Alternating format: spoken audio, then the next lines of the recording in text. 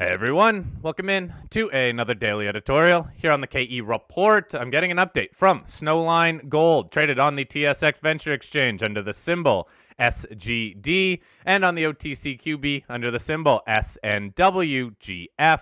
I am chatting with the CEO and director, Scott Berdahl. Now, we're following up on some more drill results from the Valley Target on the Rogue project in the Yukon. This news release came out earlier this week on December 6th. Headline result here being hole 61 of 519 meters of 2.5 grams per ton gold. This also included a higher grade section of 265 meters of 3.6 grams per ton gold. And it's noted that this is from surface. Scott, just to start us off here, look, we've seen a lot of good results from this valley zone on a pretty consistent basis from the company. But in terms of this hole 61, is this the best result to date? I think it comes in just a shade below a previous hole 39, which was drilled just 50 or 60 meters away. And so it's nice to see that continuity over over that distance and over greater distances that we see. This was filling in about 110 meter gap in the section.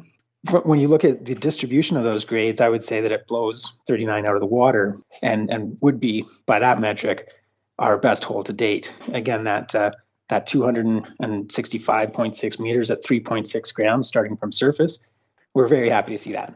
And so having those basically the same amount of gold as 39, but packed into that upper part of the hole, that much more economical or potentially economical when you pack your high grades right at surface, and you have that continuity and that kind of grade. It's really good to see. Now, there were a couple other drill results as well. Hole 59, hole 60. I believe these were in the southeast portion. And these also carried some long widths, 249 meters, averaging 1.01 grams per ton gold from surface. Again, another high grade aspect of that. And then also 109 meters, averaging just over 1 gram per ton gold. What are you learning about this southeastern portion of this valley zone through these drill results? Well, we're seeing that it carries decent grades, actually quite good grades for this kind of a system. They're overshadowed, of course, by like 61. But still, when you look at what a reduced intrusion-related gold system is, hitting 100 meters of a gram per ton is actually pretty exciting. And so, yeah, we're seeing with these holes just larger tonnage in terms of well-mineralized rock out there. And when you look over the fence at operations like Fort Knox, they have a 0.1 gram per ton cutoff. Eagle in the Yukon has a 0.2 gram per ton cutoff. Of course, we don't know what cutoffs will be for this system, but just given the metallurgy, given the continuity, these often work at quite low grades, and essentially that's the rule for these systems and not the exception. And so as we see these intervals of even the 400 meters, 442.5 meters at just shy of a half a gram in hole 60, that's still a pretty strong interval for this kind of a system. So we're building out scale, we're building tonnage. It doesn't necessarily, that doesn't triple the size of the system or anything, but it is nice to see that continuity, and we have more work to do in that part of the system to better flesh out what those numbers are and how much tonnage of what grade is actually in that southeast extension. So I'll post figure 1 from the news release that shows the location of these drill holes and also some of the past drill results. In terms of the focus, or maybe even the center of mass of this zone, what are you seeing? Where will the continued focus be for future drill programs? Well, we have a lot of work left to do at Valley.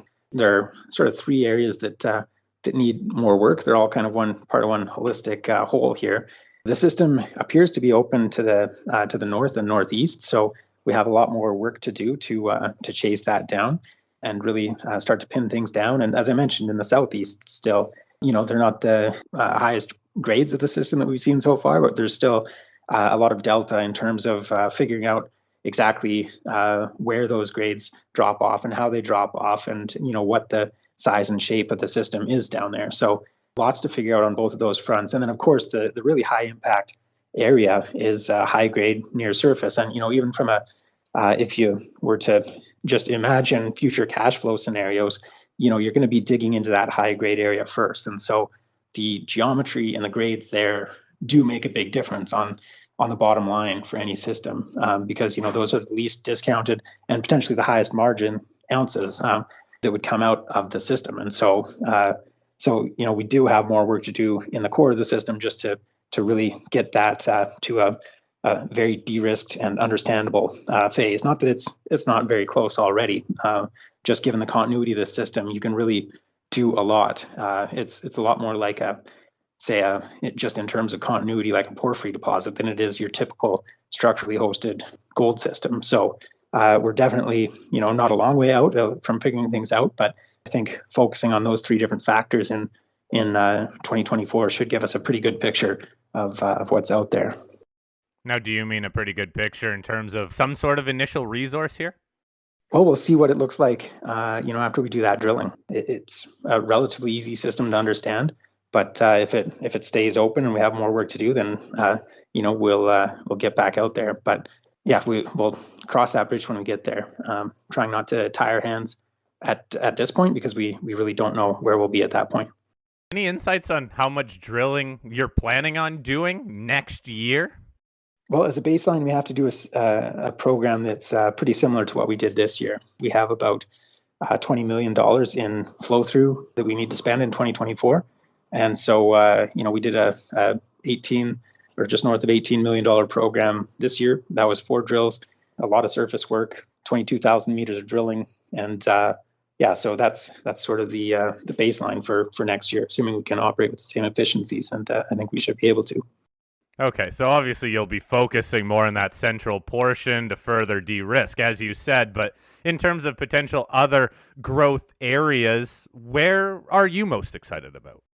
Well, I'm excited about the extension of the north and northeast at Valley, and ultimately just building this thing out and figuring out what the actual envelope is here. And then I'm also very excited about the district. I mean, we've talked about it before, but Valley really wasn't why we launched the company. We actually didn't know that Valley existed, except for as one of many different anomalies out there. And we did a lot of surface work across the portfolio this summer.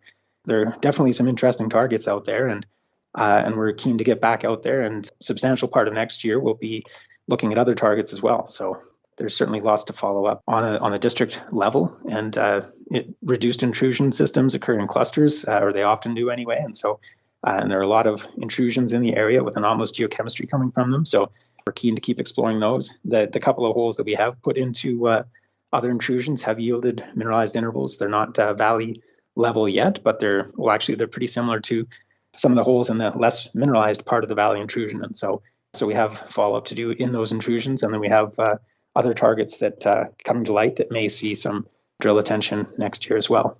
Now let's talk about some other drill results within that news release from the Gracie Target. That's also on the Rogue project. Overall, here the results that were just a couple holes, not exactly carrying the same widths or grade that you're seeing at Valley, but what can you tell us about what you're further learning about this Gracie Target? Yeah, well, we're getting a better picture of basically the three-dimensional geology there, which is helpful. And we started this season with a drill plan, which unfortunately we were unable to complete. We had planned to drill more from the northwest, but ground conditions didn't permit that. It's just based on the we had a talus field that we were drilling from, which you can account for that and build a pad for that, which we did. But then there was ice underneath it, so that made things unstable, and so we scrapped the program. And you can account for the ice and build for the ice too. And so that's something we're looking at doing next year to complete basically drill the targets that we wanted to drill this year. But of course, now we have more information about the system. So before drilling those holes, we will be revisiting that data and digging into it to see if there isn't a better way to approach the system. And we were encouraged by the results from hole 7, which actually had worse gold values than even the 8 and 9 that we just drilled at Gracie. But it did have bismuth, and there are dikes in that area that are the same orientation as the dominant vein sets, and they do have these veins with gold in them, like quartz veins at Gracie. So it's basically smoke, and that bismuth, it's an important geochemical indicator that you're basically looking at fluids that have come through the intrusion. At least that's our interpretation of it, and so that might be a sort of a plume that we can trace down to the system. yeah, so Gracie continues to be exciting, and we're obviously disappointed not to get the drill bit into the actual intrusion this time around, but to have a better understanding and more to vector with leaves us in a much better place than we were at the beginning of this year for actually finding the system. Okay, so it sounds like you will be going back there next year for that drill program. Let's quickly get an update on the cash position of the company. Where do you stand? We're standing right now at about $35 million. And then we're also looking at up to $18 million in warrants that are in the money and in strong hands. So we're not so much looking at worrying about warrants coming out and flooding the market, but more just happily looking at the potential hard dollars coming in through the exercise of those warrants over the next 6 to 8 months or so. And so yeah, that should top up our treasury and put us in a really good place for an aggressive season next year and even work into 2025. Now, there's one other aspect of the company that I want to talk to you about. And look, a lot of investors right now are looking to some of the majors to help finance exploration companies and, quite frankly, validate some of these projects. I know that you already have B2 Gold as a 9.9% shareholder, but I also understand you're not short on cash right now. But would you potentially accept or welcome another major to come into this stock? Oh, that's a good question. I guess we could have that conversation, depending on circumstances. And right now, I don't think we're in a position where it really makes sense to do a big equity issuance with our share price where it is. And so yeah, it would be, unless someone's steps up offering a big premium to take on that stake. I think we're comfortable for now, but of course, we're happy to have discussions and don't like closing doors before we've even looked at them. Okay, fair enough. Well, thank you very much for this update here, Scott. If anybody has any follow-up questions after reading through the news release and listening to this interview, please email me and I'll get Scott to address those. I'll also plan on following up as more drill results undoubtedly will be released. Scott, thank you very much for your time today. I do appreciate the update. Awesome. Thanks for your time too, Corey.